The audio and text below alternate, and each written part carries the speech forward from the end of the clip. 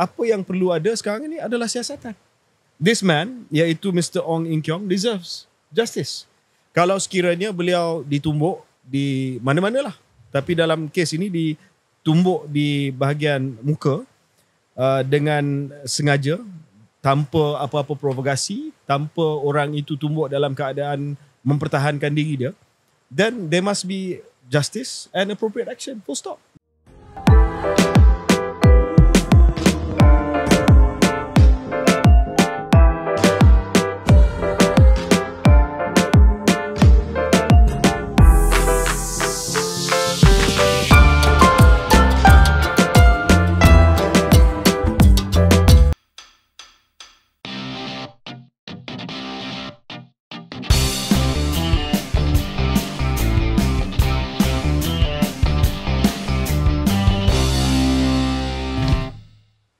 Assalamualaikum, selamat datang ke episod 107 Keluar Sekejap bersama saya Syaril Hamdan. Dan saya KJ.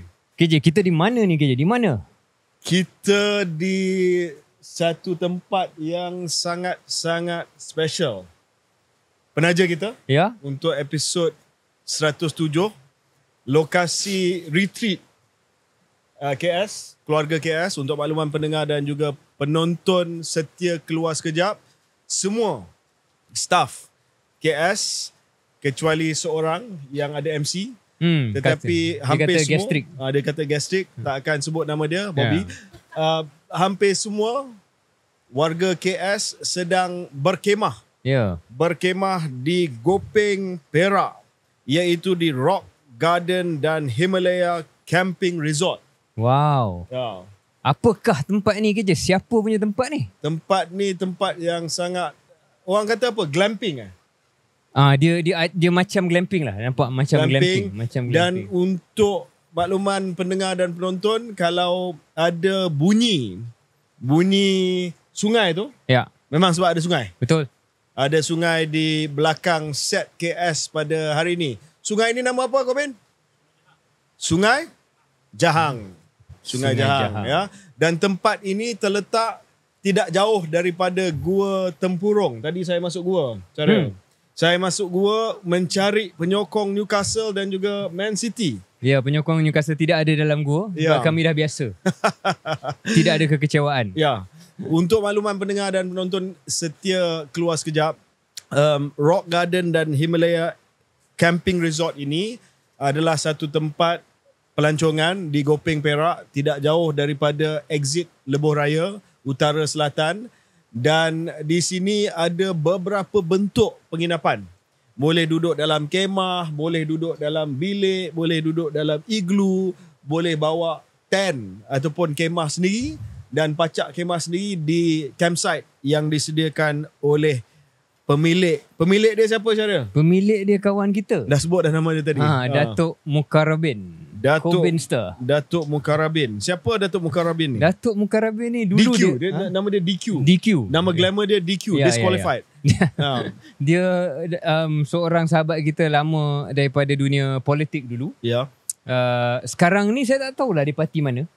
Sama ada PAS, sama ada Bersatu, tapi Perikatan Nasional. Kita kenal dia dulu waktu bersama-sama berjuang dalam parti UMNO. Tapi Datuk Khobin ni namanya tidak tercipta dalam politik. Namanya tercipta apabila beliau menjadi explorer, adventurer. Bahasa Melayunya apa? Peneroka. Peneroka Felda bukan mana? Dia bukan peneroka Felda. Dia penjelajah. Dia mengaku sendiri dia adalah penjelajah dan jelajah. Adakah dia kepada dunia Melayu, adakah dia Francis Drake? Adakah dia Walter Raleigh? Christopher Columbus? Dia tidak sampai membuka benua baru. Ataupun mencari tempat yang orang lain tak pernah sampai. Tapi dia satu-satunya, tak silap saya, orang Malaysia ataupun sekurang-kurangnya sulung yang telah menjelajah dan sampai ke puncak tertinggi setiap 7 benua. Setiap 7 benua. 7 benua, ini setiap puncak tertinggi dalam each benua tu dia dah sampai. Setiap kontinen punya tallest mountain dia pernah sampai lah. Termasuk Everest lah. Termasuk Everest. Dan juga untuk complete dia punya Grand Slam, namanya Grand Slam, kena dapat 7 tu campur dengan kutub utara, kutub selatan. dua-duanya je dah sampai. Ya, bukan hanya dia sampai Kutub Utara dan Kutub Selatan, dia ski ke sana. Dia tidak ditarik oleh, oleh anjing husky. Anjing ataupun dia ski. Ya. Dia ski sendiri. Dan dia juga telah pun kayuh basikal dari Los Angeles sampai India dan bermotosikal di Australia, Jepun, Korea Selatan. Macam mana dia sampai India? Betul lah. Macam dia hantar mesej tipu. Dia harap kita baca. Dia harap dia bagi kita skrip ni. Sambil kita baca macam mana? Macam mana? Naik kapal lah. Ada naik kapal lah. So basikal tu naik kapal. Kita pun boleh cakap. Tapi macam mana pun dia menjadi manusia ke-60 terawal menawan EGS, iaitu Explorer Grand Slam. Explorer Grand Slam sampai ke 7 puncak tertinggi di atas 7 benua dan Kutub Utara, Kutub Selatan. Inilah dia toke kepada Himalaya Camp. Jadi Himalaya Camp ini Corbin punya, tetapi ada juga satu lagi resort di sebelah Himalaya Camp ini dinamakan Rock Garden. Rock Garden ini diusahakan Corbin bersama dengan sahabat dia Tuan Roshdi Nadri, orang kampung sini. Ya, orang UMNO juga tu. Orang UMNO. Dia masih dia bekas ketua pemuda. Sekarang ni timbalan bahagian, timbalan ketua bahagian. Tak betul. Kita jarang buat ini, tetapi saya rasa untuk menghargai penajaan pada hari ini, Corbin masuk sekejap. Tunjuk muka. Boleh. Serius. Cepat. Biasanya kita tak buat macam ni. Laju sikit lah. Kau nak Everest lah. Laju sikit. Okay. Ini Datuk Mukarrabin. Ni DQ, Datuk Corbin. Terima kasih. Thank you. Mungkin pernah mengguna steroid, tapi saya tengok sekarang ni tidak sangat. Jadi mungkin alhamdulillah sudah pun orang kata mengurangkan. Corbin akan cuba menamatkan Powerman Classic minggu depan. Minggu depan. All the best. Good luck. All the best, Corbin. Okay, thank you. Thank you, Corbin. Okay. Bagi yang nak datang ke sini dan nak tempah, boleh terus ke website yang kita letak di bawah di show notes kita, www.himalayacamp.com atau www.rockgardencampingresort.com. Dan kita mungkin akan letak kod dekat situ juga kalau ada apa-apa tawaran daripada Datuk Corbin. Dia sedang fikirkan tawaran diskaun yang boleh diberikan kepada penonton dan juga pendengar setia Keluar Sekejap. Sekali lagi, episod kali ini ditaja oleh our crazy friend Datuk Corbin, pengusaha Himalaya Camping Resort dan juga Rock Garden Camping Resort. Okay je, kita sekejap lagi mungkin dalam sesi kedua saya nak share sikit tentang Himalaya Camp dan kenapa saya nak claim sedikit kredit tentang kejayaan Datuk Corbin dan juga berkenaan Datuk Corbin sendiri. Tapi mungkin kita teruslah kepada topik-topik yang kita nak bincang pada episod khas pada kali ini. Mungkin kita terus bincang dulu topik-topik yang kita nak sentuh pada episod kali ini. Tapi sebelum topik baru, mungkin nak ambil kesempatan untuk minta semua penonton, pendengar Keluar Sekejap, kalau belum lagi tengok episod Mufti Meng, iaitu episod Kindred Stories. Kindred Stories ni podcast yang berbeza podcast berbeza. Jangan cari dalam YouTube channel Keluar Sekejap, memang tak ada. Kena cari YouTube channel Kindred Stories. Tapi masih KS lah. Masih KS. Dan episod yang sangat-sangat istimewa bersama dengan Mufti Meng, yang menjadi episod pertama Kindred Stories yang melepasi angka 1 juta tontonannya KJ. Setakat hari ni. Fantastic. KJ, apa lagi mungkin refleksi tambahan ataupun setelah seminggu lebih kita bersama dengan beliau? Saya telah pun mendapat panggilan daripada pengurus Mufti Meng. Mufti Meng sangat-sangat puas hati dengan episod Kindred Stories dan juga puas hati sebab episod itu sedang pun menjadi viral. So bukan di Malaysia, di beberapa negara. Kalau tak silap saya 50% di luar negara. 50% daripada 1 juta tu daripada luar negara. Data tu. So kita dah dapat data. So Kindred Stories, hasrat Syaril dan saya untuk menjadikan podcast antarabangsa, InsyaAllah akan menjadi kenyataan. Tetapi Mufti Meng, pengurus dia telah menghubungi saya, Syaril. Dia minta supaya kita buat live event bersama dengan Mufti Meng. di satu venue yang besar lah. Di Malaysia lah. Di Malaysia. Kalau boleh macam stadium. So kita akan bincang dengan pasukan Mufti beliau Meng dengan dan tim juga beliau. wakil Mufti Meng. Bila kita nak buat live event bersama dengan Mufti Meng, Kindred Stories. Kita dah jadi macam live show, big time. Kita dah melangkaui, insyaAllah lah, kita dah melangkaui rasanya hanya sebagai sebuah podcast. Oh ya. Keluar Sekejap dah menjadi satu platform, satu platform media yang lebih daripada hanya podcast. Dan tambahan produk-produk yang mungkin kita akan bawa dalam masa terdekat. InsyaAllah. InsyaAllah. InsyaAllah. Okay, itu Mufti Meng, itu Kindred Stories. Sebelum kita buka topik untuk minggu ni, KJ, saya nak mungkin revisit topik minggu lepas ataupun episod lepas di mana kita komen sekejap soal projek DRT tu, projek Asia Mobility. Kalau yang tak tonton, itu yang berkenaan dengan berita yang sedikit tular pada saat ini berkenaan dengan projek yang telah dianugerahkan oleh Kerajaan Negeri Selangor kepada syarikat Asia Mobility yang merupakan syarikat diterajui dan dimiliki oleh suami kepada Yang Berhormat Hanayo Menteri Belia dan Sukan. Saya rasa ramai yang dah tahu tentang isu ini. Kenapa saya nak bangkitkan? Kerana antara harapan saya lah dalam episod tempoh hari adalah untuk YB Hanayo sendiri tampil memberikan sedikit kenyataan. Sebab orang lain semua dah cuba cover beliau. Termasuk kita juga saya rasa memberikan perspektif yang saya rasa seimbang, iaitu tengoklah macam mana untuk mengimbangi antara perlunya tidak ada kronisme nepotisme tetapi juga menghormati kerjaya suami beliau. Saya harapkan beliau ada keluarkan statement, bukan orang lain saja yang bercakap. Dan akhirnya beliau keluarkan satu kenyataan dalam, tapi bukan kenyataan yang formal, dia dalam Instagram je rasanya. Instagram Stories. Mungkin saya baca lah Saya baca je sebab statement dia dalam bahasa Inggeris. I welcome MACC's probe into the Selangor DRT proof of concept. Now that the probe has started, I want to see truth and vindication come out of this investigation. Malaysia deserves nothing less. Therefore, it would not be proper for me to comment as it may be construed as an interference with ongoing investigations. In fact, it was for this reason I had not said anything sooner, as in my view, the best way forward in dealing with such claims is to leave it to the relevant authorities to investigate them. I want to thank all who have reached out to me in solidarity. KJ mungkin rumuskan dalam bahasa Melayu apa yang basically dia cakap macam mana? Saya mengalu-alukan siasatan SPRM terhadap proof of concept Selangor DRT, nama projek. Sekarang bila siasatan ini telah pun bermula, saya ingin melihat kebenaran dan juga vindication ni macam saya tak bersalah. Saya tak bersalah.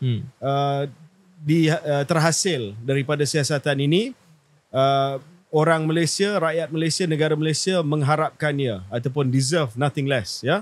Oleh yang demikian, tidaklah wajar bagi saya memberi apa-apa komen kerana ini boleh dianggap sebagai campur tangan terhadap siasatan yang sedang berjalan. Ini atas fakta inilah saya tidak cakap apa-apa lebih awal oleh kerana mengikut pandangan saya, cara yang terbaik untuk kehadapan menangani beberapa tuduhan adalah untuk menyerahkan siasatan kepada pihak berkuasa yang relevan. Tidak dua? Ya. Dan akhirnya saya nak berterima kasih kepada mereka semua yang sokong saya, menghubungi saya atas nama Solidarity. So saya punya pandangan KJ ialah kalau ini standard ataupun peraturan yang beliau letak pada hal sebegini, iaitu kalau ada hal macam ini, biarlah siasatan berlangsung dan saya takkan komen apa-apa. Soalan yang memang saya yakin bermain di minda semua orang, kenapa dulu tak macam ni? Apabila ada apa-apa kontroversi berkenaan dengan ahli-ahli politik pihak lawan, waktu itu Barisan Nasional, saya rasa dia tak teragak-agak langsung untuk bersuara dan memberi ulasan. Kenapa dalam hal ini dia kata biar polis ataupun pihak SPRM lah dalam hal ini untuk buat siasatan, tak perlu orang lain cakap apa-apa ataupun orang bercakap apa-apa. Jadi di sini saya rasa statement ini kurang memuaskan lah. Kurang memuaskan. Ya, saya tak ada banyak nak tambah sebab saya rasa dah panjang lebar kita sentuh tentang benda ni. Tapi Syaril, ingat tak pada episod yang lepas saya memperkenalkan perkataan sanctimonious? bagaimana orang itu merasakan diri dia terpaling suci, lebih superior, morally superior. Saya just nak highlight 2 ayat kat sini lah. I want to see truth and vindication come out of this investigation. Malaysia deserves nothing less. Yeah. I mean, it smacks of a bit of that, don't you think? I mean, that line, those 2 lines don't even have to be there. Saya setuju. Dan because kita dah tahu dah bahawa analisa daripada saya dengan Syaril, benda ni tak salah pun sebab dia bukan approving authority. Dia bukan projek KBS. Ni soal optik dan juga apa yang dia meletakkan sebagai standard pada zaman-zaman dahulu lah. So memang kita tahu dari segi undang-undang ataupun dari segi legality, dia akan tak ada isu. Bukan so soal legal. Dia dah preempt kata vindicated. You know, and the Malaysians deserve nothing less. So you can see that it's there lah. Dan saya kecewa kerana saya rasa memang wajar dia memberi kenyataan, tapi bukan macam ni lah kot. Bagi saya lebih kepada humble, lebih kepada menceritakan, mungkin kalau dia boleh serlahkan sedikit kekesalan. Bahawa memang saya tak bersalah, saya tak buat apa salah, ni bukan saya tak campur tangan, tetapi mungkin upon reflection I should have done something else. Saya rasa we can understand how this looks. Exactly. Yes. Saya rasa orang Malaysia ni cepat memaafkan. Tapi kena mahu tunjuk hasrat untuk dimaafkan lah. Ataupun hasrat untuk lebih rendah diri. Tapi sanctimonious is your word, which I think is quite appropriate here. Dia seolah-olah macam, I have nothing to explain and ni bukan isu yang saya kena jelaskan apa-apa. Okay. Kita tengok macam mana perkara itu akan berterusan. Tetapi just a final footnote, kita harap bahawa mereka yang terlibat dalam RFP, dalam POC, Proof of Concept ini semua dapat memberi penjelasan tentang proses itu dengan lebih jelas lah. Exco yang terlibat, Eng Zihan dan juga Menteri Besar Amiruddin. Just to clear it once and for all. For sure. Again, kita tak cakap anything illegal. It's how it looks is all. Okay. So mungkin nak perkenalkan topik untuk episod kali ini pula. KJ, saya rasa secara tak sengaja mungkin ini adalah episod untuk membuktikan bezanya orang seperti KJ yang jarang-jarang saya puji kat Keluar Sekejap dengan orang-orang tertentu yang tak perlu disebut namanya, ialah apabila ada perkara yang macam membawa ketidakselesaan, seolah-olah ada shadow, ada bayang-bayang dalam sesuatu isu, baik isu tu berkaitan dengan waktu KJ menjadi menteri belia sukan ke, menteri sains ke, menteri kesihatan ke, ataupun berkenaan dengan kedudukan KJ pada saat ini. KJ adalah seorang individu yang tidak akan lari daripada spotlight. Saya pernah tengok KJ waktu ada tuduhan, dan saya tahu bayang-bayang ni takkan habis secara mutlak, tapi bayang-bayang itu sangat kuat pada saat ada skandal berkenaan dengan perolehan di KBS. Saya pun tak ingat berapa angka dia KJ, you can remind me. Ada satu isu berkenaan dengan soal perolehan di Kementerian Belia dan Sukan, dan dalam media sosial pada ketika itu orang seolah-olah menganjing KJ. KJ takkan berani jawab. Ini memang kantoi lah rasuah oleh Yang Mohd Khairi Jamaluddin. Bersiap sedialah pakai baju oranye dan semua perkara-perkara pedas yang dilontarkan. Dan saya ingat pada ketika itu KJ tampil di parlimen dan menjawab satu persatu dengan cukup yakin, dengan cukup jelas, dengan cukup tuntas. Tak semua orang puas hati. Masih lagi sampai hari ini orang pertikaikan. Tetapi tak ada siapa boleh pertikaikan bahawa KJ berani tampil untuk membuat penjelasan dalam hal macam tu. Jadi bila saya tengok sehari dua ni, ada orang hantar kat saya lah. Sebab saya tak sangat masuk ke platform X lagi. Sebab saya rasa adalah platform yang agak toksik. Tapi ada orang hantar kat saya, ada orang cakap, Keluar Sekejap ni dia takkan berani komen. Dia takkan berani ulas berkenaan dengan isu yang tular sekarang ni, pemandu Grab OKU yang dipukul, allegedly dipukul oleh pengiring Tengku Mahkota Johor ataupun sekarang ni Pemangku Sultan Johor, mohon maaf, yang KJ takkan berani komen sebab KJ ni adalah rapat dengan TMJ, KJ adalah ada jawatan dalam negeri Johor dan sebagainya. Dan sebelum kita bincang topik apa kita nak cakap pasal hari ni pun, saya dah yakin sangat-sangat KJ takkan berselindung. So maybe you go for it KJ, then I will give my remarks. Okay, terima kasih Syaril atas mukadimah tersebut. Ya, memang betul apa yang Syaril kata. Saya daripada dulu lagi kalau ada isu, saya tak akan lari daripada isu. Saya tak pastilah orang yang menganjing saya di X sekarang ni seolah-olah saya tak akan mengulas tentang isu ni. Mungkin mereka tak kenal saya ataupun mereka baru saja bersunat laser. Sebab itu mereka belum lagi hidup sewaktu saya berada di KBS, di mana ada isu dia bermula dengan angka 100 lebih juta, tapi akhirnya apabila dibawa ke mahkamah kurang 30 juta penyelewengan yang bermula sebelum zaman saya, tetapi siasatan dan tangkapan dibuat zaman saya oleh SPRM, ya. Tetapi penyelewengan dan skim tersebut itu telah bermula pada beberapa menteri sebelum saya. Tetapi akhirnya SPRM dapat tangkap dan dapat kesan sewaktu saya menjadi menteri. Tapi tak apalah, saya tanggung sebab berlaku zaman saya, tidak melibatkan saya langsung sebab proses kelulusan itu memang tak datang kepada menteri, ya. Dia hanya dibuat di peringkat pegawai sahaja. Dan apa yang Syahril kata tu memang betul. Waktu isu tu meletup, sewaktu saya menjadi Menteri Belia dan Sukan, saya jawab di media sendiri. Saya tak kata no comment, saya tak kata saya tak nak cakap apa-apa sebab ini siasatan.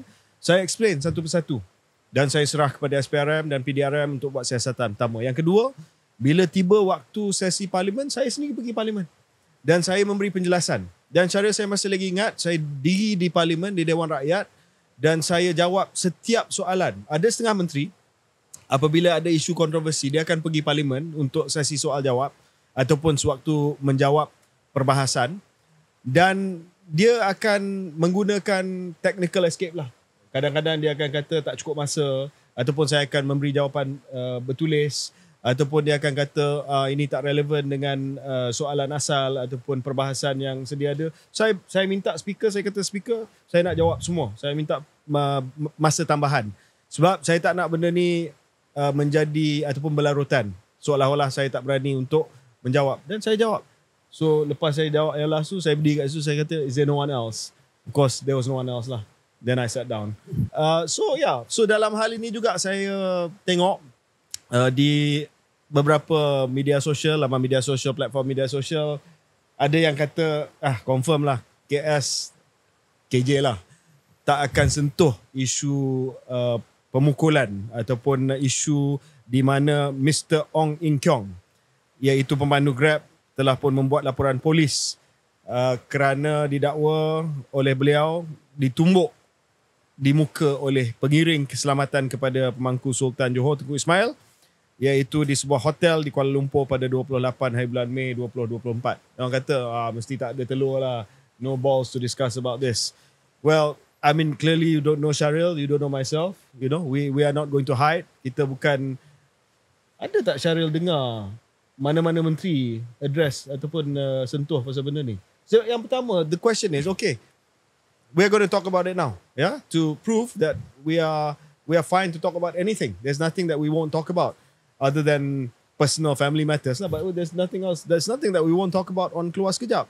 Tetapi saya nak tanya kepada mereka yang tulis dalam X ni, why are you calling us out? Yeah, we're not elected. We are not the government. We're not government. We're not government. Kita bukan polis. Kita bukan menteri dalam negeri. Kita bukan menteri yang menjaga kebajikan. Okay, kita bukan menteri pengangkutan yang jaga Grab. Kalau kita terpaksa jawab, kalau you all menganjing supaya KS jawab, we might as well be the government. Since the government's not saying anything. Correct. Okay, anyway yeah, coming to this point, since no one is going to talk about it, and KS jugalah yang kena cakap benda ni in the episode of We Might As Well Be the Government. Okay. Jadi isu ni telah mengundang satu reaksi yang sangat-sangat boleh katakan sangat negatif lah di kalangan orang ramai. Kerana apa? Kerana of course bila dengar berita asal seorang pemandu Grab OKU dipukul oleh pengiring keselamatan kepada kerabat raja, in this case Mangku Sultan Johor. To put all the cards on the table, yes, saya kenalan kepada pemangku Sultan Johor. I would like to consider him as a friend, but also saya serve Negeri Johor sebagai penasihat belia Negeri Johor dan juga sebagai ahli lembaga pengarah JDT. Pro bono, by the way, both. But anyway, so I want to lay the cards down on the table. Tetapi tidak bermaksud bahawa saya tidak ada pendirian, tidak bermaksud bahawa I did not convey my views also to TMJ, which I did, but of course we counsel in private. Tapi apa yang saya nak sebut adalah bahawa I understand, saya faham optically benda ni nampak agak unfair sebab seorang pemandu Grab, saya rasa apa yang telah berlaku Syaril adalah dia berada di laluan di hotel yang berkenaan, lepas tu konvoi datang, there's some misunderstanding, lepas tu mungkin oleh kerana salah faham yang berlaku, altercation itu telah berlaku. So apa yang perlu ada sekarang ini adalah siasatan. This man, iaitu Mr. Ong Eng Kiong, deserves justice.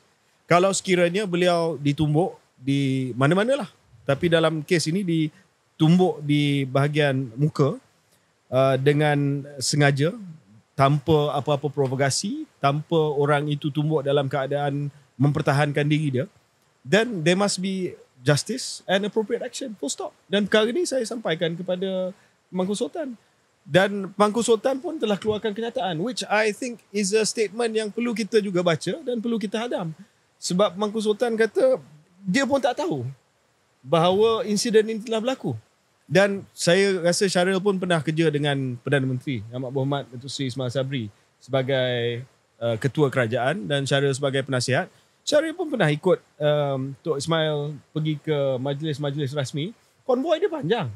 Kalau something happens dekat kepala konvoi ataupun kat ekor konvoi, PM dah masuk dah. Mana dia tahu benda tu berlaku? Ya? So kita kena anggap bahawa kenyataan itu sebagai kenyataan yang sahih daripada Pemangku Sultan, dan Pemangku Sultan bukan setakat itu saja. Pemangku Sultan maklumkan kepada saya dan juga telah menzahirkan dalam kenyataan beliau bahawa he wants the investigation to take place. Maknanya dia sudi dan dia mahu supaya siasatan ini dibuat dengan rapi, supaya keadilan itu diberi kepada mana-mana pihak, termasuklah pihak yang berkenaan iaitu Mr. Ong, dan beliau kata saya berharap pihak berkuasa akan mengambil tindakan mengikut undang-undang dan memberi keadilan sebaiknya kepada mangsa. So to me, yes, saya faham ada kemarahan sebab ini adalah cerita konvoi diraja seolah-olah menganiaya seorang pemandu Grab OKU. That's the optic. Tetapi kita nak tahu the facts of the case. The facts of the case biar polis buat siasatan. Because Mr. Ong juga telah tampil dan mengatakan bahawa ada 2 laporan polis yang disediakan. Dan beliau tidak diberi pilihan. Sama ada bawa ke mahkamah tapi phone dia kena rampas, ataupun dia kena sign sesuatu yang kata tidak ada apa-apa tindakan yang perlu diambil. Okay, so we have to investigate that also. Adakah beliau dipaksa? Adakah beliau di-coerce? So dalam kes ini, di mana ia melibatkan isu-isu yang sensitif, bukan hanya isu kerabat diraja, tetapi isu rakyat. Seorang rakyat OKU, pemandu Grab, you can see how combustible this is, ya Syaril. Lebih-lebih lagi, saya tak nak kaitkan lah, tetapi there is an underlying racial factor here also. Not racist factor, racial factors. He's a Chinese driver, Malay rulers, all these things we have to take into account. So, I think the best thing, benda yang terbaik adalah untuk kita memberi ruang untuk polis buat siasatan. Ya? At first, saya nampak polis agak, ada kenyataan yang kata no further action. Tetapi saya rasa lepas benda ni meletup, nasib baik Tan Sri IG, Tan Sri Ketua Polis Negara telah tampil dan kata no, he wants the investigation to proceed untuk mengetahui apa yang telah berlaku dalam kes ini. Saya fikir KJ dah rumuskan dengan baik. Cuma untuk seimbangkan lagi, mungkin kita nak sebut kenyataan yang dikeluarkan oleh Kumpulan Advokasi Pekak Malaysia. Ya, dia grup NGO yang saya nampak cuba menzahirkanlah mungkin perspektif daripada pihak Mr. Ong Eng Kiong ini, yang memerlukan mungkin satu kelompok untuk bersuara untuk beliau, yang mana ada beberapa isu yang KJ dah sentuh yang juga menjadi pertikaian ataupun punca kepada temperature mungkin naik sedikit. Contohnya macam KJ sebut tadi, phone yang diambil. Ini perkara yang mungkin kita sebagai rakyat biasa tak berapa arif. Mungkin ini adalah SOP biasa untuk polis. Saya tengok juga beberapa ulasan yang mengatakan bahawa memang kalau ada bahan bukti katanya dalam telefon tersebut, maka sudah tentu polis kena ambil bahan bukti tersebut. Ada yang katakan sama juga kalau ada dashcam, benda-benda ini memang polis akan ambil lah sebagai bahan bukti. Cuma ada beberapa ulasan-ulasan, tak tahu kesahihan yang benar, tapi dah ada dalam halayak awam mengatakan bahawa phone itu diambil dan tidak diceritakan kepada Mr. Ong ini berapa lama, dan beliau ditinggalkan dalam bilik siasatan berjam-jam tanpa sebarang maklumat. Jadi dah tentu membawakan kepada mood yang tidak selesa. Jadi perlulah kita sampaikan perspektif itu, saya rasa adil. Dan ada juga yang pertikaikan soal RM800.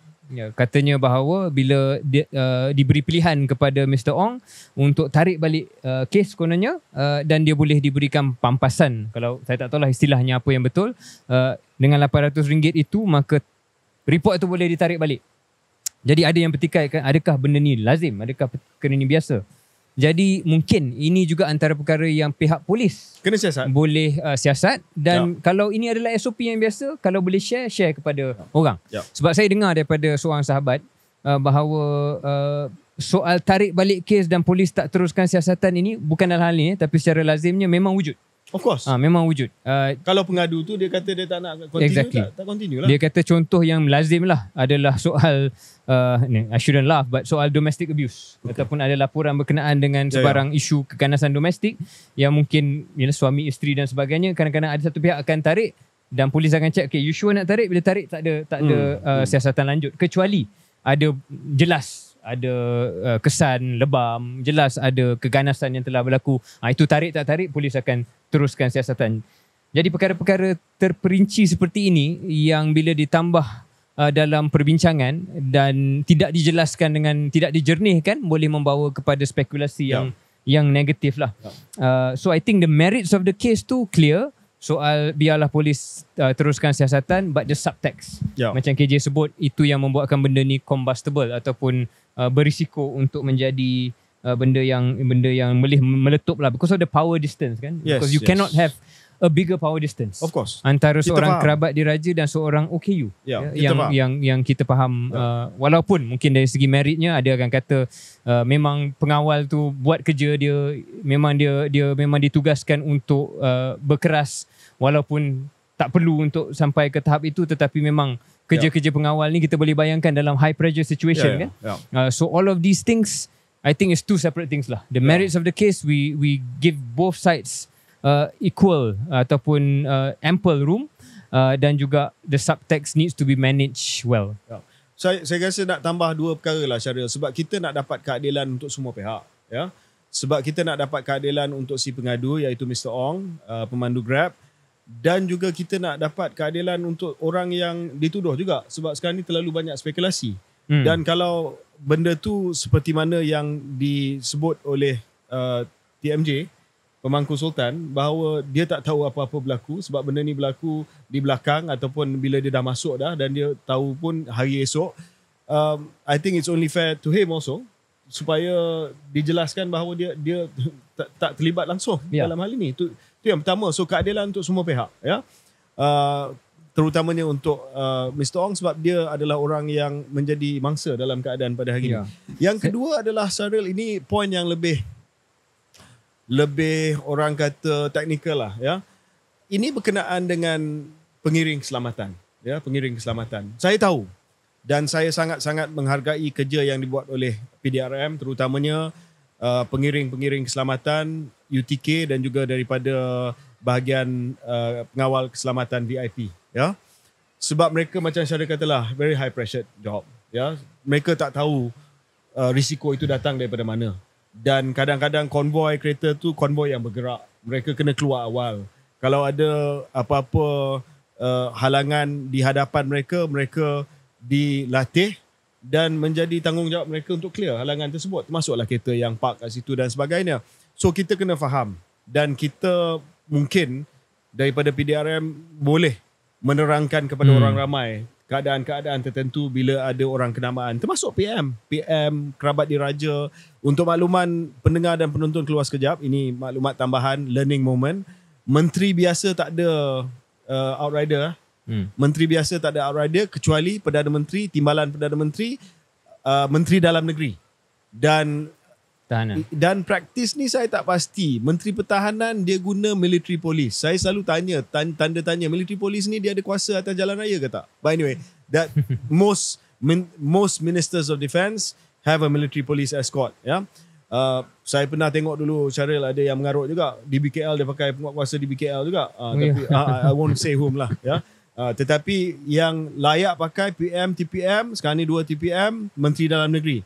And then Menteri Pertahanan, okay lah. I mean, I'm not sure about that, but they use it. Yeah. Kita juga kena faham tugas mereka. Dan juga Raja-Raja Melayu lah. Raja-Raja Melayu pun ada juga konvoi ni. Konvoi. Ada different formation. Ada yang ada 3 outrider. Ada yang ada 1 outrider. Ada yang ada 1 UTK kereta yang ikut depan. Ada yang ada 2 UTK kiri kanan yang pakai jaket hitam tu. So different level dapat different protection. Yang kedua Syaril, adalah also untuk kumpulan pengiring keselamatan ini juga, I know it's high pressure, but try to show restraint lah. Saya pernah tengok dengan mata saya sendiri beberapa insiden di mana tendang kereta, pukul kereta yang tak bagi laluan. Dulu waktu Pak Lah jadi PM, Pak Lah ni orang yang sangat sabar, tapi pernah dia tegur ADC dia, ketua pegawai keselamatan dia 2-3 kali, kata bila tak ada keperluan, tak payahlah nak tolak, nak tendang kereta dan sebagainya.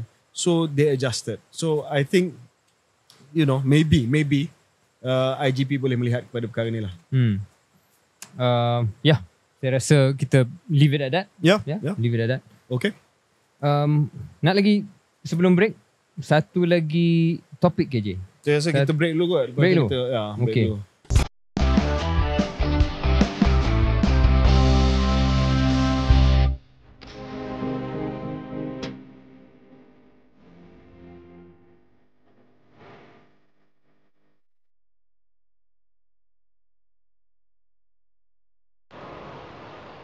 Selamat kembali ke episod ke-107 Keluar Sekejap di Himalaya Camping Resort. Himalaya Camping Resort dan juga Rock Garden Camping Resort di Gopeng, Perak. Iaitu satu resort camp, perkemahan yang dibina dan dikendalikan oleh Datuk Kobin, Datuk Q, Datuk Mukarrabin kita yang pernah mendaki Gunung Everest. Satu resort yang sangat cantik dan saya sarankan dan saya sangat recommend untuk anda cuba dapat booking ke Himalaya Camping Resort dan juga Rock Garden Camping Resort di Gopeng, Perak ini. Tetapi Syaril, saya difahamkan bahawa untuk hujung minggu sehingga hujung tahun sudah pun gone. Saya hanya sangat ada tempahan untuk waktu hari biasa saja. Hari biasa saja. Dan takut-takut waktu cuti sekolah pun mungkin banyak yang dah full. Tapi cek dan kalau boleh dapatkan sangat-sangat disarankan.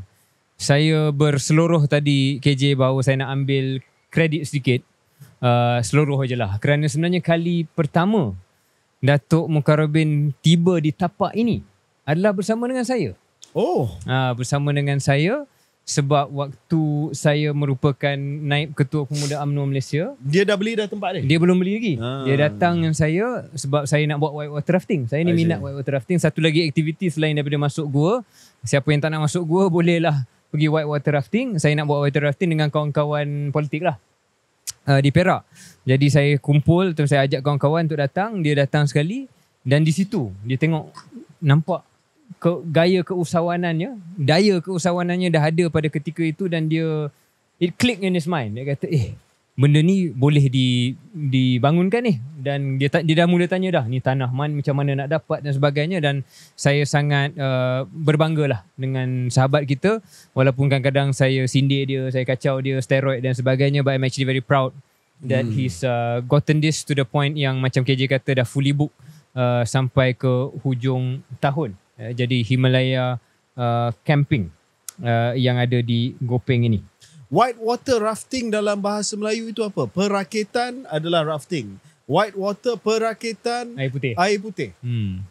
Air putih di sini disebabkan dia air laju, dia berbuih. Dia berbuih, so tak nampak dia bukan jernih. So perakitan air buih. Ya, air buih. Tak tahu. Sila tulis dalam komen ni, di bawah. Bahasa Melayu kalau air buih ni bahaya. Untuk white water rafting. Perakitan air putih A. Perakitan air buih B. Ataupun C. Apa-apalah. Yalah. Tolong bagi tahu kita.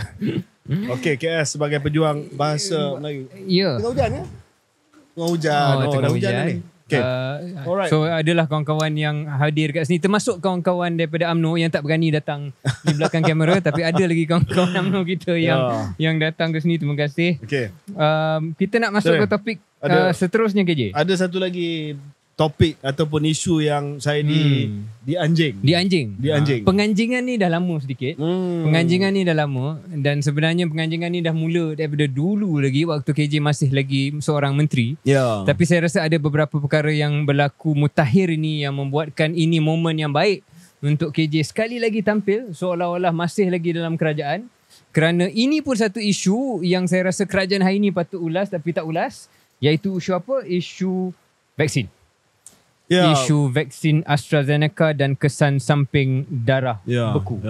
Saya nak cakap bahawa ini isu serius, dan bagi mereka yang pernah ataupun sedang merasai apa-apa kesan sampingan, sama ada kesan sampingan itu dikaitkan secara langsung dengan vaksin ataupun kesan sampingan yang tak dapat dikaitkan secara langsung dengan vaksin, of course, saya harap anda dapat rujukan ataupun anda dapat rawatan di Kementerian Kesihatan Malaysia, kerana polisi kita kalau ada apa-apa kesan sampingan, memang daripada saya menjaga imunisasi COVID-19 ini, kita kata bahawa of course setiap vaksin akan ada dia punya kesan sampingan seperti vaksin yang kita bagi kepada anak-anak kita.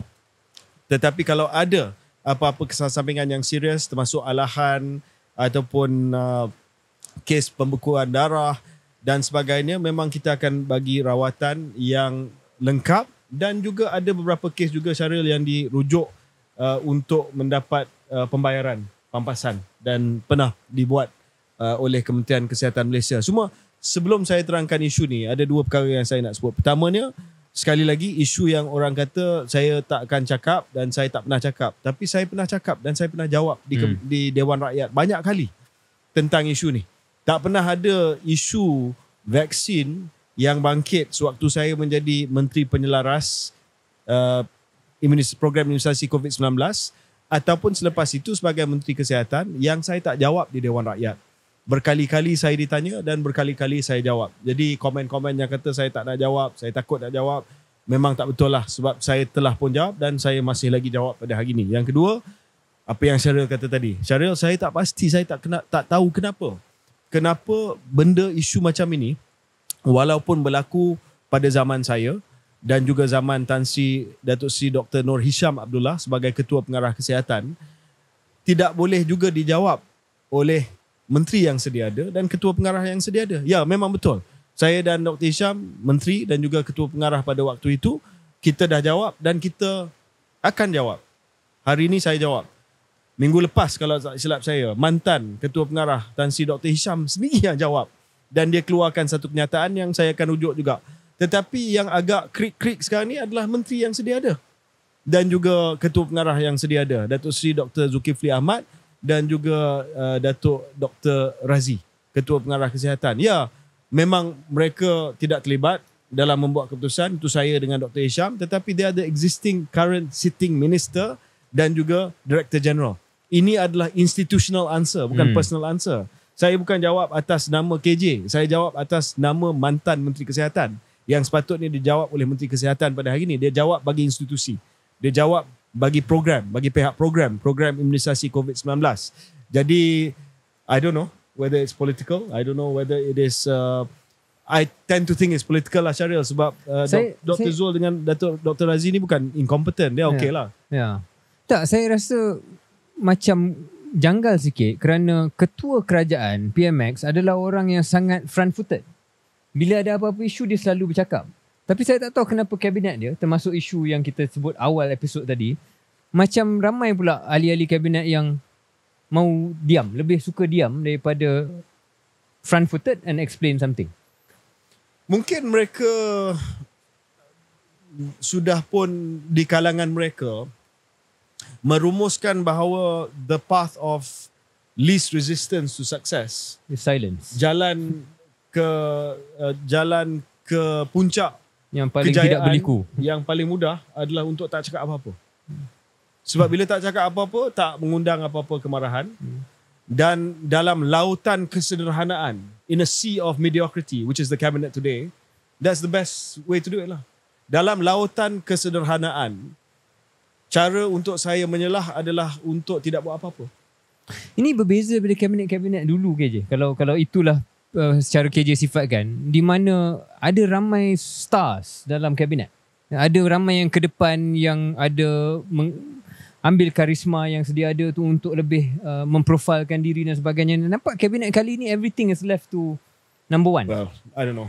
Yeah. Anyway, that's a side point. Tapi sebelum kita pergi kepada vaksin AstraZeneca, just a shout out on I think somebody who's been performing well. Saya tahu Syaril adalah kawan karib kepada beliau. Tidak lain tidak bukan Tengku Zafrul lah. Baru-baru ni Google telah umumkan pelaburan beberapa bilion. 2 lagi 2 bilion data center. Dan saya difahamkan usaha ini dibuat oleh Zafrul lah. So that's great, dalam lautan mediocrity, bukan kesederhanaan, apa dia? Lautan koman lah, lautan koman. Dia inilah. Okay, AstraZeneca. Saya akan rujuk kepada nota sebab saya tak nak cakap tersalah cakap, ya, bukan kerana saya tak tahu isu ni, saya tahu, saya tak nak tersalah cakap. So ini adalah berkaitan dengan satu kesan sampingan spesifik yang dikaitkan dengan pemberian vaksin AstraZeneca untuk COVID-19. Kalau kita ingat lagi, waktu COVID-19 tahun 2021, 2022, kita menjalankan program yang dikenali sebagai program imunisasi COVID-19 kebangsaan ataupun PIK. Saya Menteri Penelaras, saya Menteri yang bertanggungjawab daripada perolehan vaksin sampailah ke pemberian vaksin. Di Malaysia, kita ada 3 jenis vaksin yang telah pun kita pilih sebagai portfolio ataupun sebagai vaksin-vaksin yang disediakan oleh Kementerian Kesihatan Malaysia. Vaksin utama yang digunakan oleh KKM, iaitu pertama Pfizer yang paling banyak kita guna, kedua Sinovac yang kedua paling banyak kita guna, dan ketiga AstraZeneca yang ketiga paling banyak kita guna.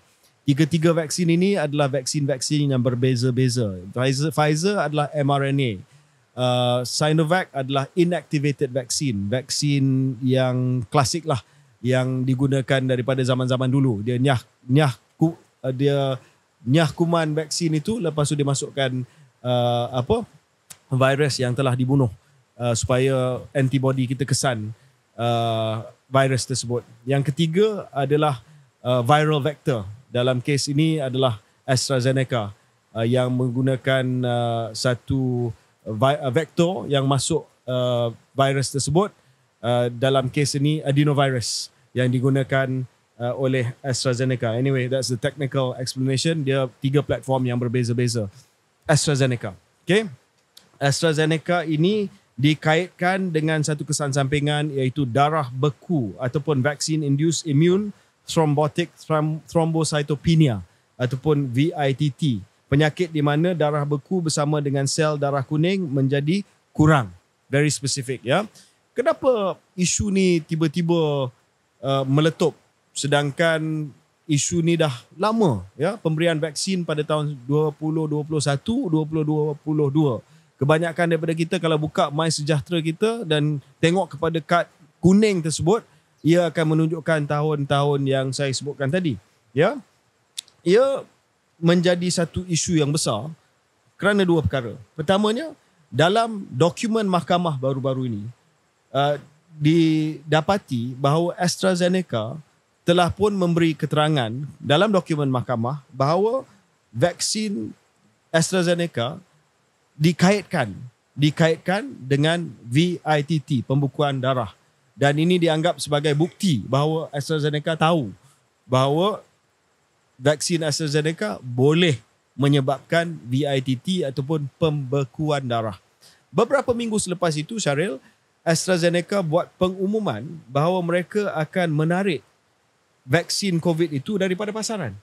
Jadi bila itu berlaku, maka orang yang tak nak baca lebih daripada apa yang mereka nak baca, membuat kesimpulan bahawa AstraZeneca mengaku bahawa vaksin AstraZeneca, COVID vaksin AstraZeneca ini menyebabkan pembekuan darah, dan mereka kaitkan dengan kes-kes kesihatan yang dihadapi oleh mereka pada hari ini.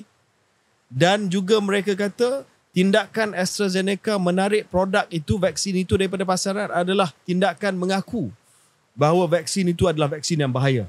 Okay, sedangkan dia tarik sebab tak ada permintaan lagi. Adakah Syaril ada cucuk vaksin COVID baru-baru ni? Tak ada lagi. Tak ada kan? Dah mungkin setahun lebih tak cucuk. Sebab dianggap bahawa kita dah jadi imun kepada COVID-19 dan ia tidak memberi satu risiko yang berat kepada manusia lagi berbanding dengan tahun 2020 dan 2021 bila orang yang berisiko tinggi dapat COVID-19 boleh mati. Tapi sekarang ni kita dah mencapai tahap immunity yang tinggi. Oleh demikian, biasalah syarikat farmaceutical ni, Syaril, bila tak ada permintaan, dia akan withdraw produk itu daripada pasaran. Bukan sangat ataupun bukan langsung. Langsung bukan kerana ada kaitan bahawa ini vaksin yang bahaya. Saya akan sentuh tentang betapa bahaya ni vaksin AstraZeneca ini. Ya, pertamanya adalah ini adalah kes mahkamah ini berdasarkan kepada kes-kes yang berlaku sewaktu COVID-19. Bukan sekarang. Ya, bukan sekarang. Dia kerana apa?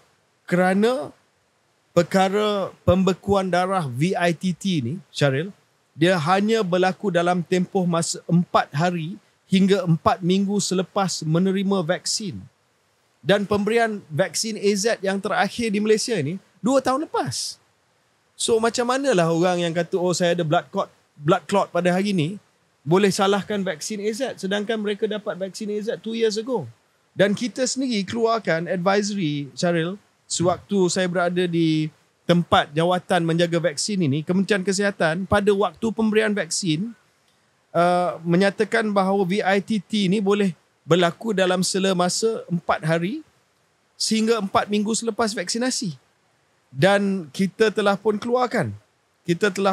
keluarkan satu advisory di mana untuk mereka yang berisiko tinggi mengalami pembekuan darah, mereka yang tidak dibenarkan menerima vaksin AstraZeneca.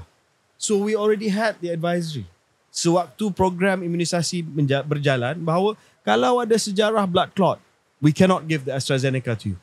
We will give you Pfizer or Sinovac. You can choose, ataupun berdasarkan kepada nasihat daripada pakar perubatan doktor anda.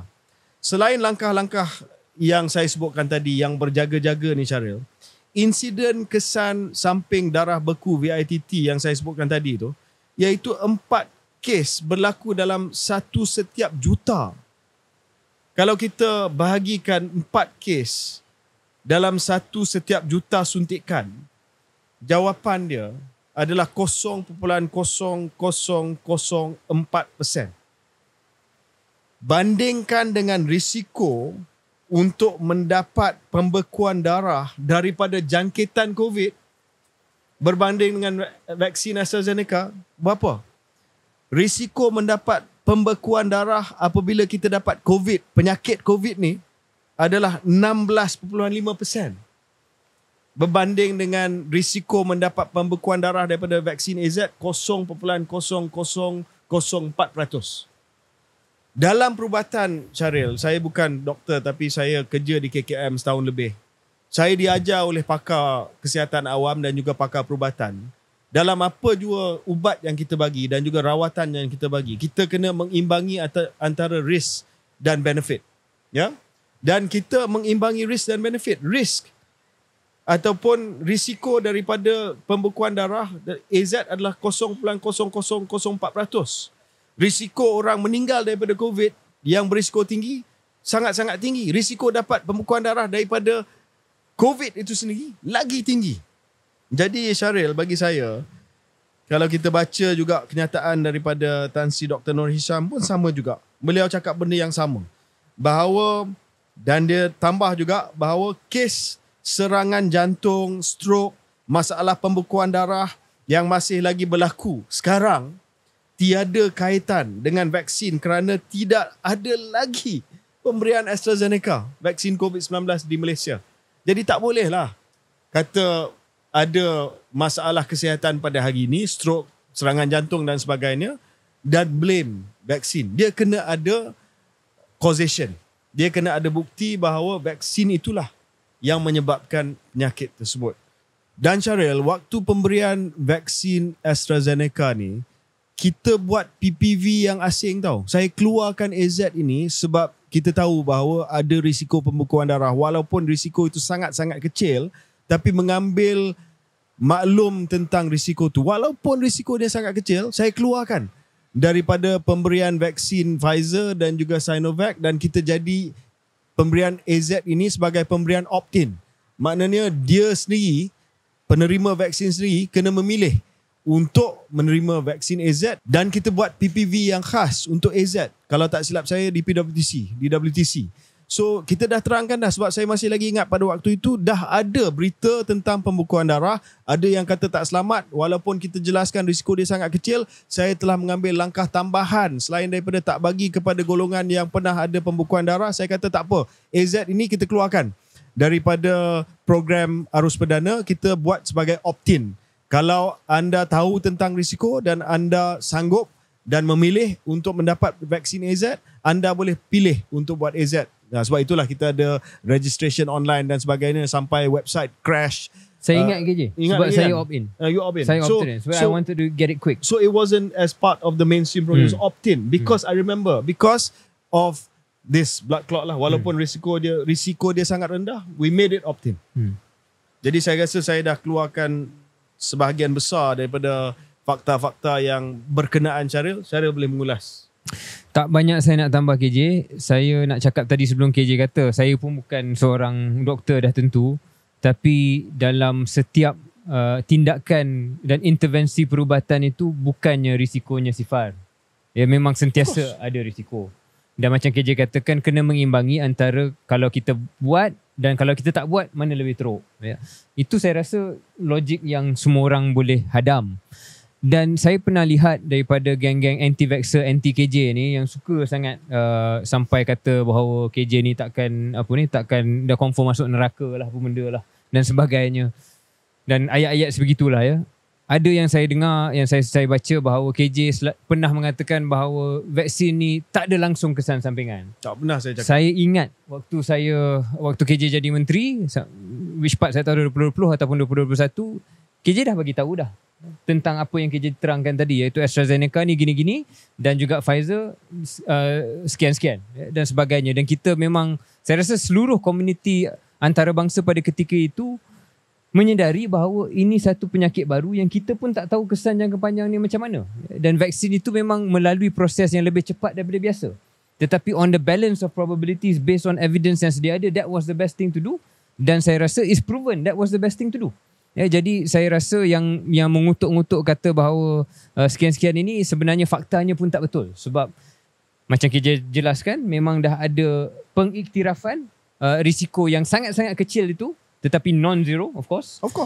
Dan still tindakan vaksin tu adalah tindakan yang sebaiknya dan sebetulnya, and on top of that ada juga pengecualian ataupun reserve sikit untuk mereka yang ada risiko blood clot, jangan ambil AZ. Jadi semua tindakan itu dah sewajarnya. Saya rasa patutnya Menteri Kesihatan hari ini ataupun DJI ini kena cakap benda ni. Sebab saya macam KJ katakan, ini adalah keputusan yang diambil pada zaman KJ jadi Menteri Kesihatan. Tapi itu bukan keputusan KJ buat seorang-seorang pandai-pandai. KJ buat keputusan sebagai menteri dan kabinet buat keputusan sebagai kabinet juga berdasarkan daripada maklumat yang datang daripada institusi KKM tu sendiri. Betul. Dan ahli-ahli anggota-anggota institusi KKM tu masih ada pada hari ini. The experts are still there. The institutional opinion is still the same. Tetapi kepalanya mungkin atas apa-apa sebab tak mahu ke depan, sebab maybe they think there's no public pressure for them. Public pressure is on the ex-Menteri Kesihatan who's a podcaster now. So the podcast now answers questions that really the government should be answering. Ya, saya tak kisahlah Syaril, sebab saya akan sentiasa tampil untuk menjawab apa saja yang saya buat sewaktu saya berada di dalam kerajaan, sama ada di KKM ataupun di MOSTI ataupun di KBS ataupun sebagai seorang ahli parlimen, saya tak kisah. Tetapi saya harap untuk menjawab bagi institusi itu kena buat kerja lah. Ya, saya tak ada masalah nak jelaskan. Tan Sri Dr. Hisham pun dah dijelaskan. 2 fakta mungkin yang last saya nak sebut, Syaril, so that kita clear dalam benda ni. Saya baca dari segi risiko yang umum, ya. Tetapi di Malaysia, daripada hampir 2.7 juta dos AZ yang suntik di Malaysia, COVID-19, ya, vaksin COVID-19 AZ, hanya 0.0027% sahaja yang melaporkan AEFI, Adverse Event Following Immunisation, kesan sampingan yang serius. Yang sebahagian besar daripada ini juga telah pun selesai. 0.0027%. Dan sekali lagi saya harap kita boleh tunjuk grafik ini di dalam video keluar sekejap sekarang. Risk of blood clot daripada COVID 16.5%. Risiko pembekuan darah daripada merokok 0.18%. Risiko daripada vaksin AstraZeneca 0.00004%. Di Malaysia 0.0027%. Far less. Dan saya tidak reka angka ni, tuan-tuan dan puan, ya, pendengar dan penonton AZ. Dan akan ada mereka yang masih lagi tak terima. Akan ada mereka yang masih lagi nak kaitkan dengan vaksin. Saya tak boleh nak buat apalah, Syaril. Sure. Ada yang sakit hari ni, dia kata pasal vaksin. Banyak komen yang saya tengok dalam media sosial. Kalau ada kematian, orang yang muda. Kalau saya pernah baca takziah pemergian seorang dan didapati bahawa orang tu 20-an, 30-an, kalau baca komen tu, vaksin. So, dalam dunia perubatan dan sains ini, dia panggil kena ada causation lah. Kalau tak boleh tunjuk ada kaitan secara langsung bahawa vaksin yang menyebabkan, saya harap, ya, dan saya simpati. Saya tak nak berpendirian Syaril sebagai seorang yang tidak langsung ada empati ataupun simpati. Ada orang yang dapat kesan sampingan, ya, dan mereka wajar dirawat dan saya harap mereka akan pulih. Ada orang yang ada penyakit yang lain yang tak ada kaitan dengan vaksin tetapi juga salahkan vaksin. Tetapi saya kena empati. Saya empathize kerana dia sakit. Dan mungkin atas faktor tak dapat maklumat yang tepat ataupun atas faktor orang bagi maklumat yang salah ataupun atas faktor bias di sini, dia nak salahkan vaksin. I hope you get better also. And I pray you get better. Tetapi akhirnya kita kena berdasarkan kepada fakta yang sedia ada. Ya? Okay. Saya rasa cukup untuk slot ataupun topik tersebut. Yep. Break or go on? I think kita break sekejap. Okay. Kembali lepas ni.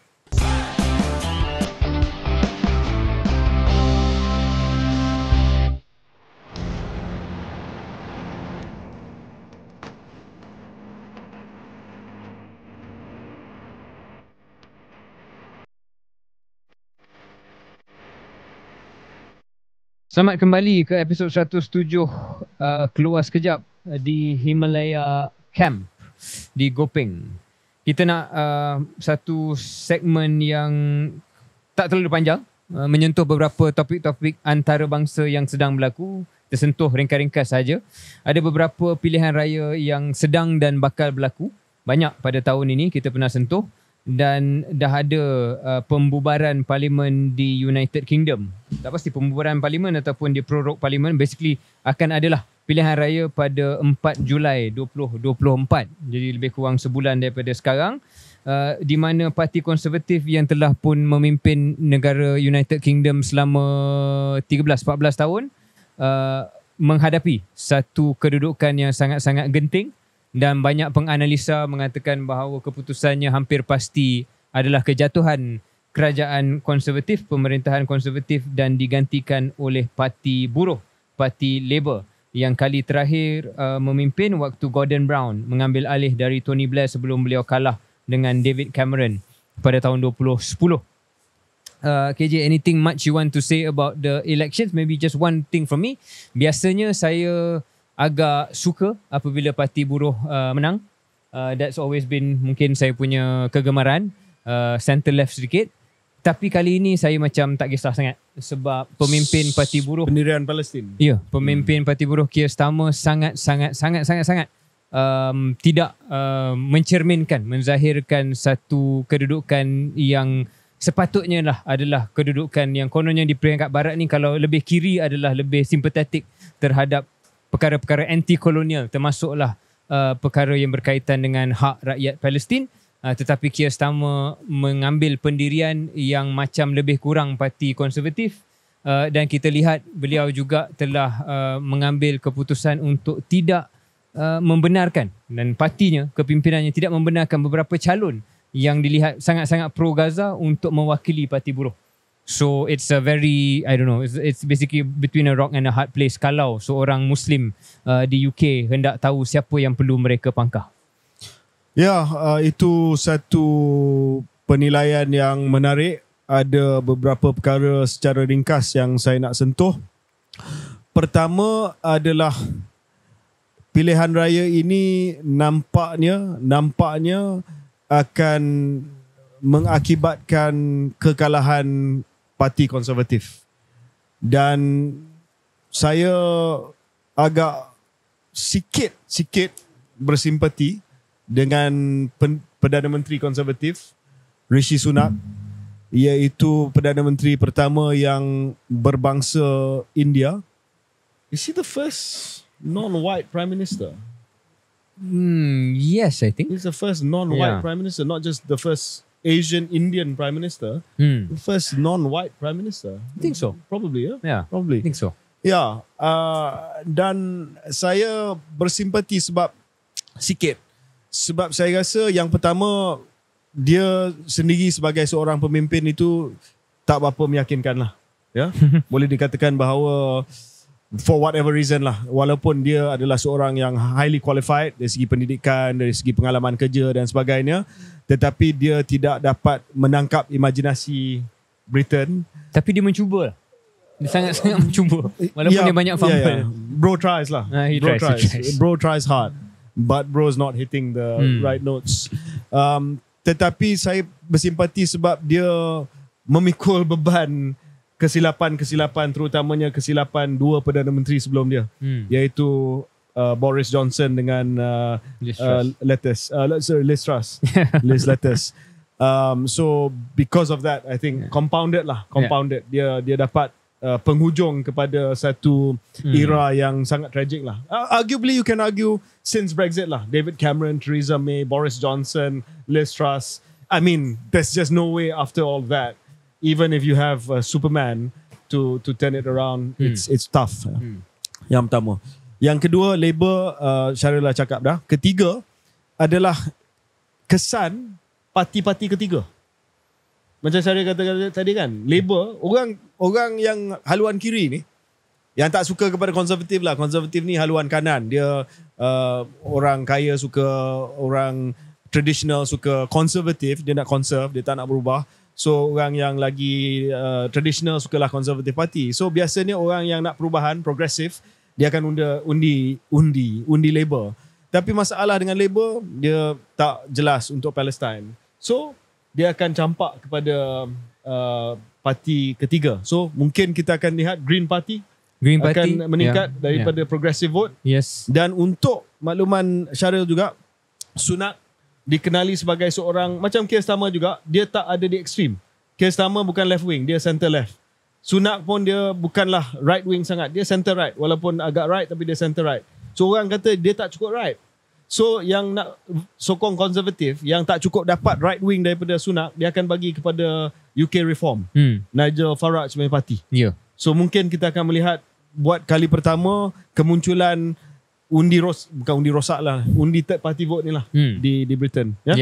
Yang boleh mengubah sedikit landscape parlimen. So some observation. We'll just see when it happens in a month. Di seberang lautan Atlantik, Donald Trump telah pun disabit kesalahan atas 34 bukan 47, 34 kes memalsukan dokumen perniagaan beliau. Dan ini berkenaan dengan isu bersama dengan Pornstar. Pornstar ni bahasa Melayunya apa? Tak ada kot, sebab orang Melayu tak buat perkara-perkara ni. Pornstar tu apa? Saya pun tak tahulah. Tapi Star tu bintang. Star tu bintang, pom-pom kot. Pom-pom. Okay. So Bintang basically pom-pom. apa-apa je lah yang nak bacalah tentang hal itu, tapi basically dah disabitkan kesalahan kerana memalsukan dokumen berkaitan dengan kes tersebut. Tapi Syarif, kau tahu tak apa yang best? You tahu tak apa yang best dalam cerita ni? Dia bukan didakwa, dia disabit, dia dah salah, convicted. He's a convict. Tetapi Perlembagaan Amerika Syarikat tidak menghalang seorang convict untuk bertanding sebagai presiden. Steady. I mean, I don't know lah. I don't know. So, take it back. But I mean, kalau di Malaysia, kalau didakwa boleh bertanding kan? Boleh bertanding. Disabit tak boleh. Disabit tak boleh. Disabit je tak boleh dah. So boleh bayangkan, so orang kata hukuman belum dijatuhkan lagi. Dia punya sentence lah. Sentence belum lagi. Orang kata mungkin dia tak akan dipenjarakan sebab ini bukan kes jenayah berat lah. Tapi mungkin dia akan dikenakan hukuman yang terhad. Maknanya dia tak boleh keluar daripada setengah kawasan. Macam ada orang yang minta lah supaya ditahan di kawasan tertentu. Can you imagine kalau dia jadi presiden yang tak boleh buat lawatan keluar negara? Convict president. Dan dia menang kan? Ni dalam and you can imagine that the Americans will vote for him.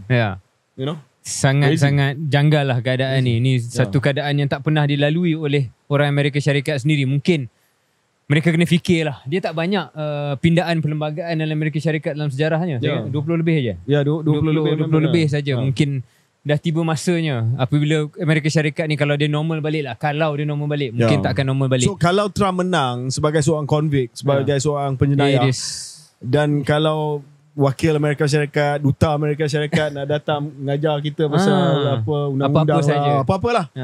Dah tak patut lah, dia dah tak ada credibility moral untuk buat hal macam ni. Anyway, persoalan mungkin ringkas pada hari ni adalah sama ada benda ni akan mencederakan peluang Donald Trump.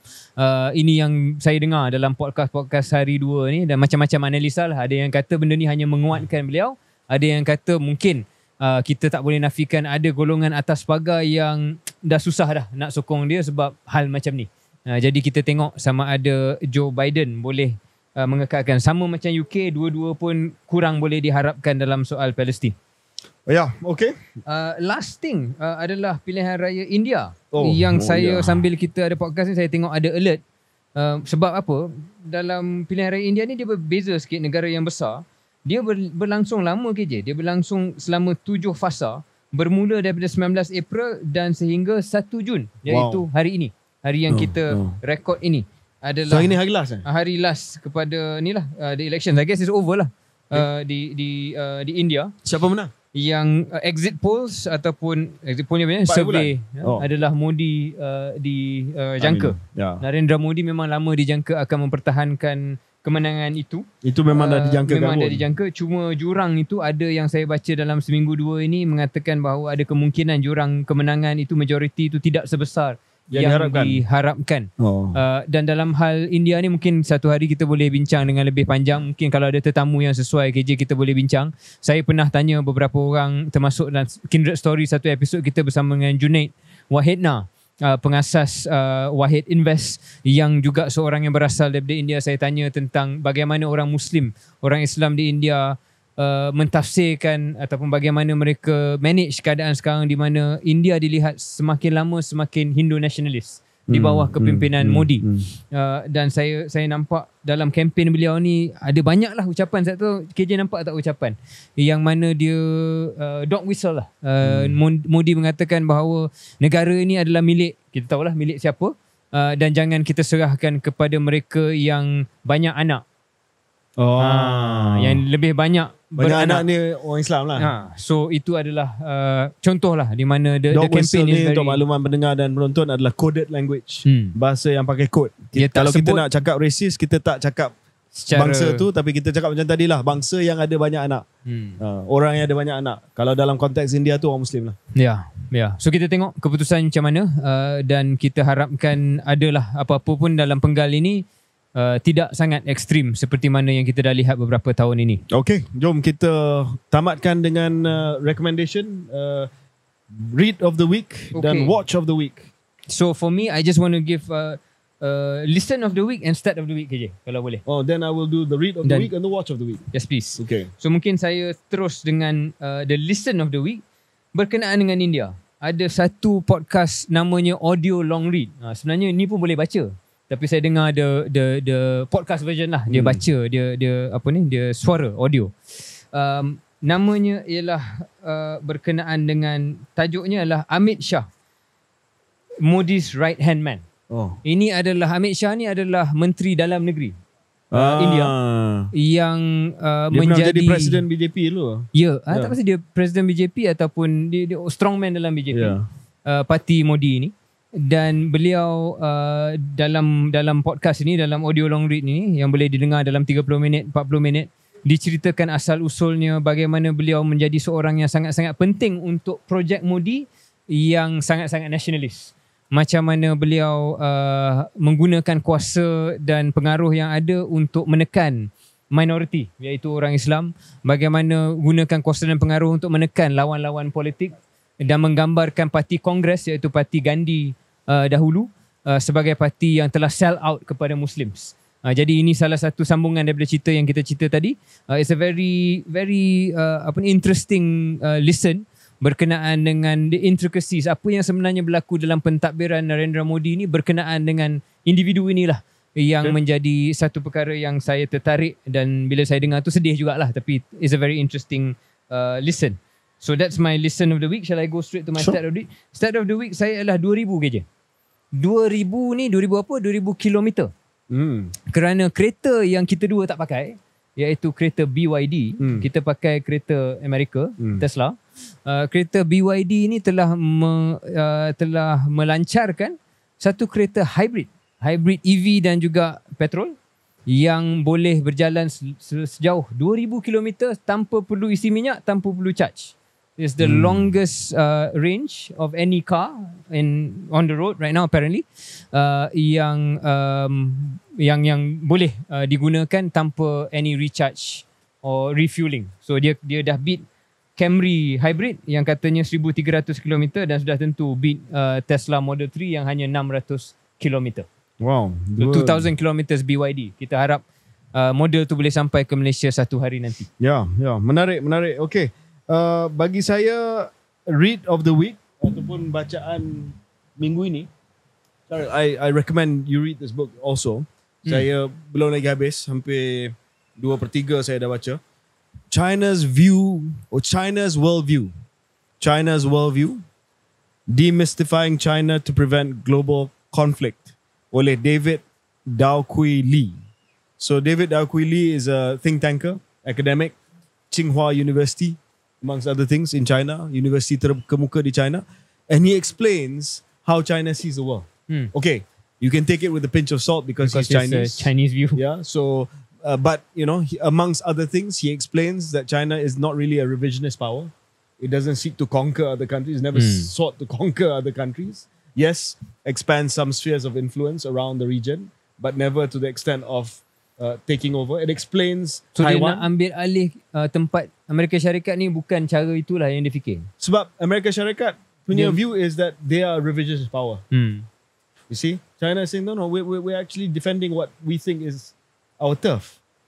Sebab tu, that's why America comes up with things like Indo-Pacific strategy. It's no longer Asia-Pacific. So you're almost like encircling China. See, and he explains selain daripada tu, he explains Taiwan, what it means. He explains Hong Kong, how they see it. Dia juga menjelaskan the role of the CCP, the Communist Party, in Chinese society. Very interesting. So ini kita selalu cakap tentang worldview dalam KS. Please read it, China's Worldview. If you want to try and understand their worldview, or at least how they want us to understand it, you should read it. It's a very easy read. Yeah, I'll check it out. Dan watch of the week saya, ni agak personal, tapi you know, sometimes I'm asked how come saya tak banyak sentuh tentang autism dalam KS, sebab anak kedua saya, Timo, adalah anak autistik. So I just thought, untuk pendengar dan penonton yang tak tahu sangat tentang autism ni, just please watch 1 minute 30 seconds, 1 minit 30 saatnya video, dan tajuk dia adalah Can You Make It to the End. Kita akan letak dalam show notes kita. Terbitan National Autistic Society, United Kingdom, dan ini adalah video 1 minit 30 saat from the eyes of an autistic child, the world. Apa dia nampak, apa yang dia dengar, apa macam mana dia orang buat? How dia macam point of view lah. I see. Okay. Point of view. Dia point of view. Dan bila dia dengar the real sound, macam mana dia dengar, macam mana dia nampak kalau ada cahaya lampu, macam mana dia tafsir crowd. So please watch it. 1.5 minutes, dan mungkin insyaAllah dalam episod-episod akan datang kita akan go deeper lah into autism and neurodiversity. Okay, sekali lagi kita ucapkan terima kasih kepada Datuk sahabat Kobin. Kita DQ. Datuk DQ, Datuk Mukarrabin, yang telah pun menaja episod ke-101 di resort 107 minta maaf 107 di resort beliau yang sangat cantik, yang sangat hebat, yang sangat selesa. Kita nak tunjukkan luxurious. Nak tunjuk klip yang kita main slide ke tadi? Ya, kita boleh tutupkan dengan klip tersebut. Himalaya Camping Resort dan juga Rock Garden Camping Resort di Gopeng, Perak. Thank you DQ.